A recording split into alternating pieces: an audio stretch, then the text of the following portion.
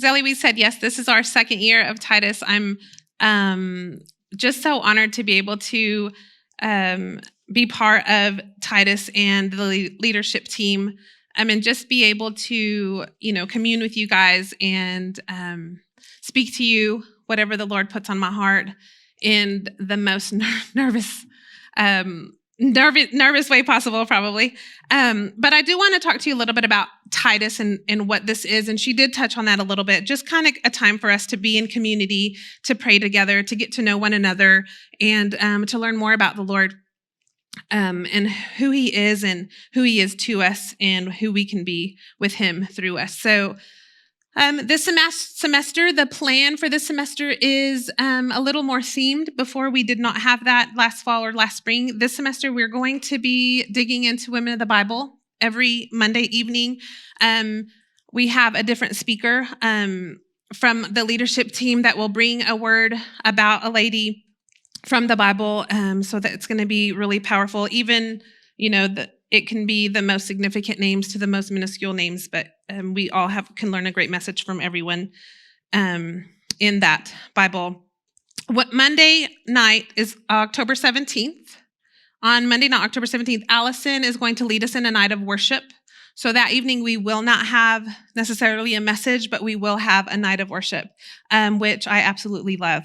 So I'm excited about that. That kind of will be right in the middle of our semester. And then the last meeting we'll have December 5th.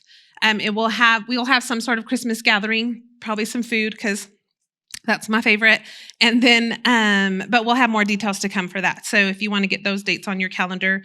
Other than that, every other night will be, when we meet, will be a woman from the Bible. So I'll tell you a little bit about myself and why I chose the woman that I chose. So I am a pretty outspoken person. Danelle, do not say amen. I can be a little loud at times. I probably do not need this mic. I love to have fun. I love to laugh. And it's not a quiet laugh. So if you ever watch church online, that laughter in the background is likely mine or my husband's, because I've heard his also.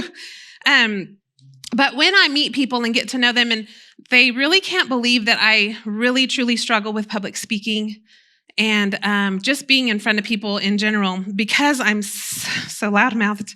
But I really learned recently that comes from me battling a spirit of insignificance. And, feeling that I'm not good enough or not strong enough or, not thin enough or not important enough. And when I think, I'm going to go introduce myself, and then I think, who am I? They don't really care who I am, or they don't really care what I have to say. And thank you.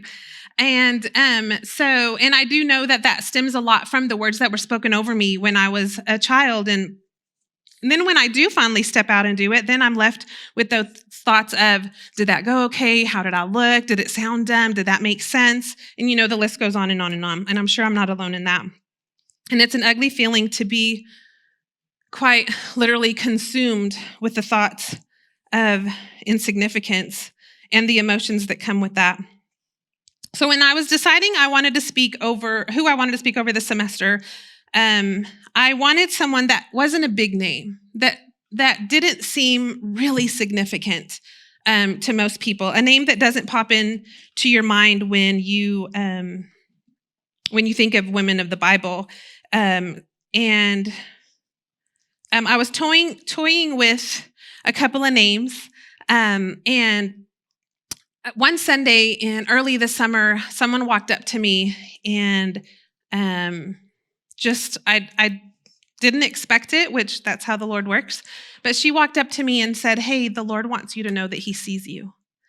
And of course, like the tears just started coming out, because I thought, wow, I know exactly who I'm going to speak up. And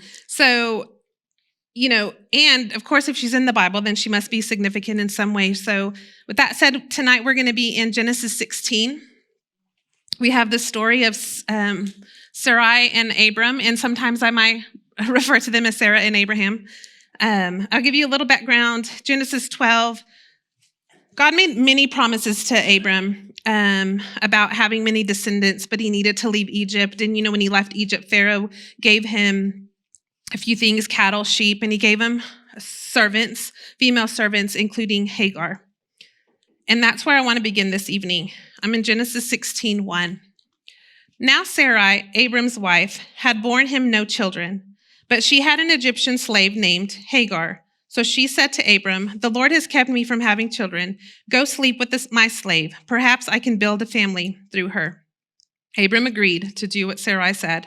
So after Abram had been living in Canaan 10 years, Sarai, his wife, took her Egyptian slave Hagar and gave her to her husband to be his wife. He slept with Hagar, and she conceived. When she knew she was pregnant, she began to despise her mistress. Then Sarai said to Abram, "You are responsible for the wrong I am suffering. I put my slave in your arms, and now that she knows she is pregnant, she despises me. May the Lord judge between you and me." Sarah took matters into her own hands, and that's a message for another day, because I think we all tend to do that too. And it caused a bit of turmoil, which is to be expected when we try to take things into our own hands. But Hagar did end up conceiving a child, and when she conceived, I think she was filled with a little pride, a little maybe arrogance, because she was able to conceive for Abram and his wife was not. She saw Sarah as dishonorable, and Sarah wasn't having it. She was her slave, and she was being mistreated by her, so she turned around and mistreated Hagar. Verses 6-12 say that Hagar ran away into the desert. And sometimes, don't we just want to run away from our problems? I get it. Verse 7 says, "But the angel of the Lord found her by a spring of water in the wilderness, on the road to Egypt by way of Shur. And he said, 'Hagar, Sarah's maid, where did you come from, and where are you going?' And she said, 'I am running away from my mistress, Sarai.'" Two things here really stuck out to me. The angel of the Lord appeared to her at the spring in the desert. This is huge. The angel of the Lord appeared for the first time, recorded in the Bible, to a single mother-to-be who had a pride problem and was mistreated by a woman who got her into this whole mess to begin with.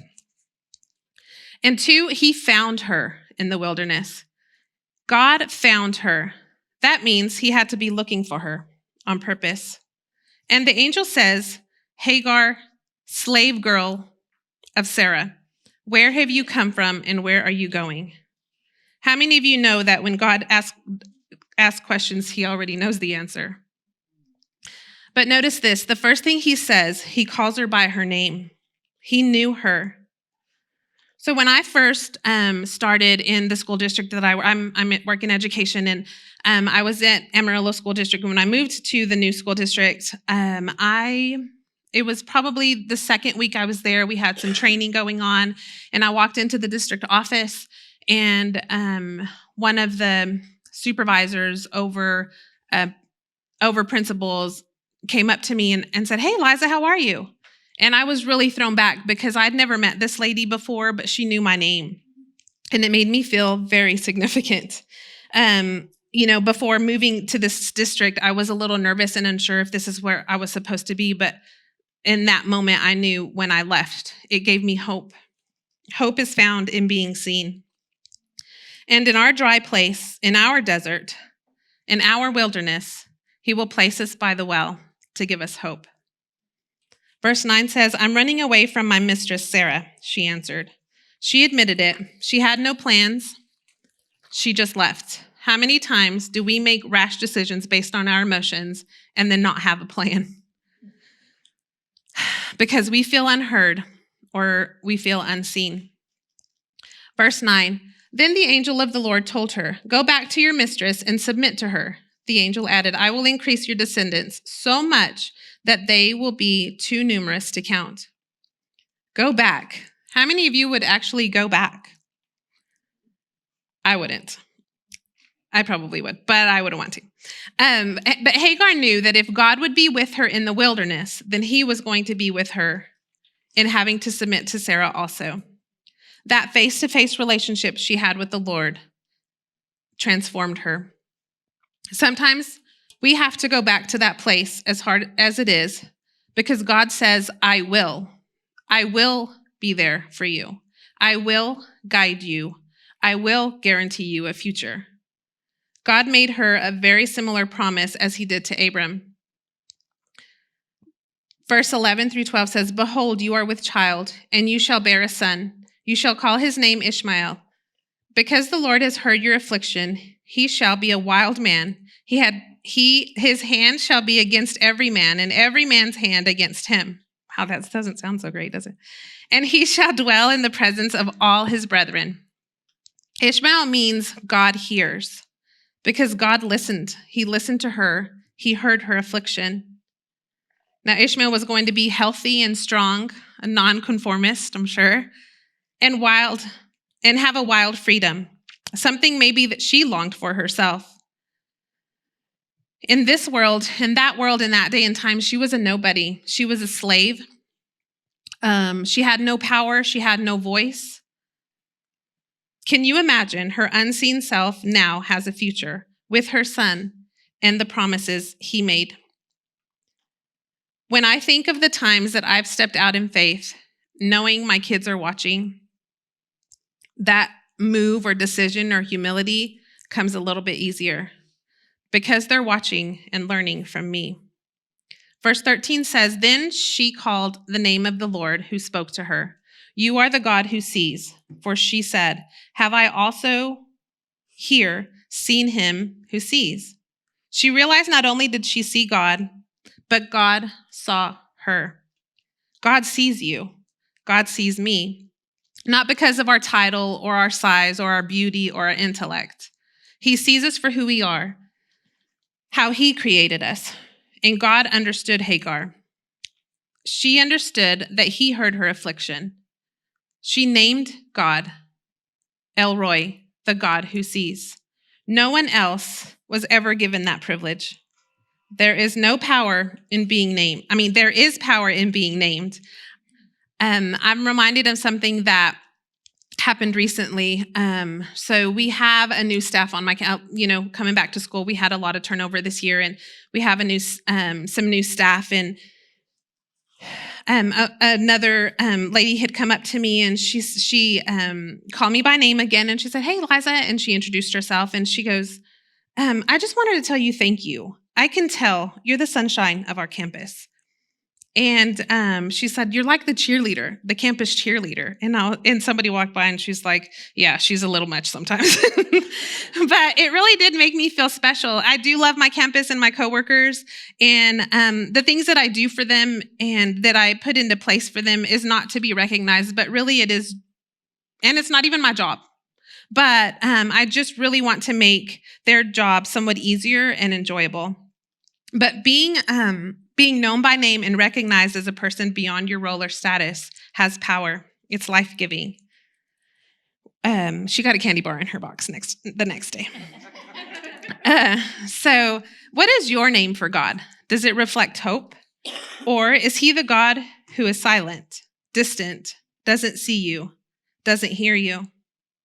Or is he your Prince of Peace, everlasting Father, El Roi, the God who sees you? Or maybe a better question is, what is your name for you? Does that small voice say, "I'm not good enough. I'm just a girl, a failure, a nobody"? Because we can't forget we are made in his image, and how we view ourselves should reflect him. Our name is beloved, daughter of the Most High King. 3 years ago, I graduated with my master's in educational leadership. My master's. So when I was growing up, the goal was just finish high school. That was the goal for our family. That was the expectation. And I barely did that. But I remember driving along, talking to my dad on the phone, and my dad and I have a pretty hard relationship. He's not necessarily a typical loving father, or what I wished was typical for him. And kind words don't come easily for him either. But I had sent him a picture of my GPA. I had a 4.0 in my master's program. The girl whom he said was just a girl, was dumb, looked funny, made a 4.0, and I so badly wanted him to know. He laughed in disbelief. He was proud of me. He was like, no way. But except he didn't say way. I felt like I had won the lottery. For a few seconds, I was on top of the world because my dad was proud of me for the first time in 41 years, I felt. But then I realized it was in that moment that it took 41 years and thousands of dollars for him to tell me he was proud of me. Was it really worth it? It was like, is that all that it took to make him proud? You know, my dad disregards the female population to a certain point because we are insignificant to him. The definition of insignificant is too small or unimportant to be worth consideration. A person without power or influence, or meaningless. Why did his opinion matter? I'm not insignificant. I've never been insignificant. I realize my significance doesn't come from him, nor does it come from my GPA or a college degree. God sees me. He sees my heart. He sees my hurts and my brokenness. I'm significant to him. I have power and influence. I have purpose. We are not meaningless or unimportant. In our circles, in our workplaces, in our families, in our church, we belong. A few years ago, I had a student that I was warned about. I say warned, but we expected some really hard behavior issues with this kiddo. And those usually came to my class because I could usually handle them a little bit better than some of the other teachers on campus. And so they prepped me for him, and I met him. And, there's always that honeymoon period with the kiddo before they're trying to get a feel for you. And I knew that he struggled to read. And I think that was one of his biggest issues, was the embarrassment of not knowing how, not being the same as the others. And so he didn't want me to ever put him in a situation that would embarrass him. And I knew that. So there were times that I'd pull him over and sit on the carpet with him in a little closet that I had in my room, and we would read together, and I would work on kindergarten, first grade books with this fifth grader. And I would bring him in to have lunch with me. I would have heart-to-hearts with him. I kept him after school sometimes to get his homework done because he wasn't getting it done at home. His home life wasn't that great. He was in a violent and angry home. So he was angry and violent, but never towards me. Recently, I learned he's now in a classroom of a good friend of mine. He hasn't quite changed much. In fact, I think he's a little worse. But in that environment, you become a product of it. But I told this friend to tell him I said hello. When she delivered the message, she said he had a big smile on his face. He knew that when no one else did, I saw him.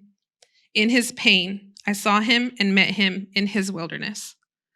Hosea 2:14, it says 3:14, I think it's 2:14, says, therefore, behold, I will allure her. I will bring her into the wilderness and speak comfort to her. Hagar was not stopped till she was in the wilderness, weary and at the well. Sometimes God brings us into the wilderness, and there he meets us. Through Hagar's story, we learn that God sees us. He knows us, and he cares about us. We learn that God is faithful when the rest of the world abandons us. Hagar's story reminds us that God hears and answers us in his perfect timing.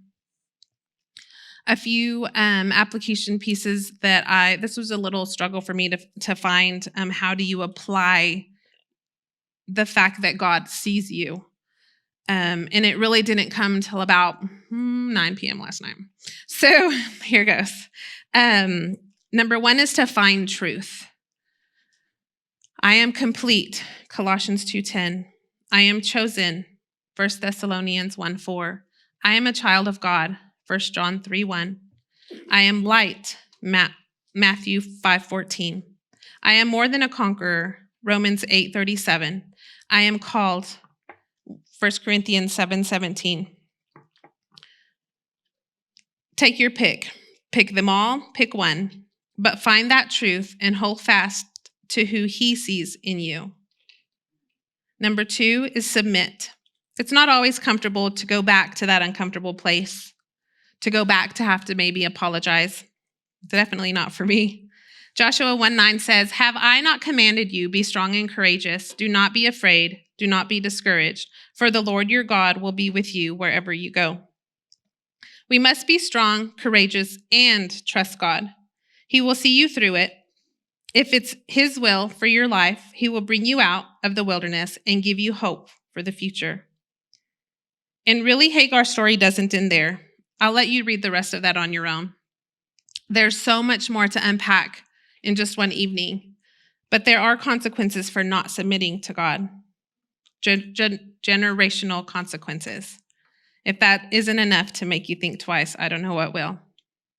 And third, last, would be to get out of your comfort zone.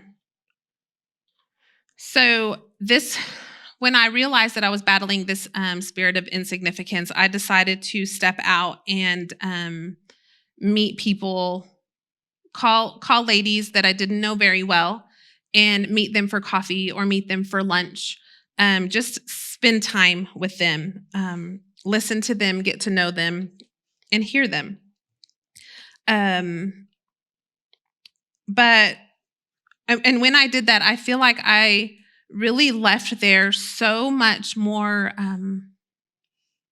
I don't know. It just gave me life. It made me feel good to be able to sit with someone and to talk to them and tell them a little bit about me and to learn a little bit about them, kind of like what we do here at Titus. Just finding that community is so important. When you meet with someone that you don't know well, you might ask, where have you come from and where are you going? What is your story? What hope do you have? People remember when they make a connection. That student remembered the connection I made with him. That new teacher connected with me. Make others feel seen and give them hope. And I'll end with this. God does not waver in his faithfulness, even when we waver in ours, like Abraham and Sarah did. God tells her to return to that place where violence was acted upon her. And God made things right for her. God can work through us, through our submission, not because of what we think we can do or have the energy for or the strength or the talents that we think we need, but because our faithfulness will bring God to him and bring us closer to him. We may at times feel unseen, unfavored, unimportant, and unloved. God sees things differently. God sees us differently. He understands. He's been in the dark places before. He knows the weight. He knows the longing, and he knows the breakthrough.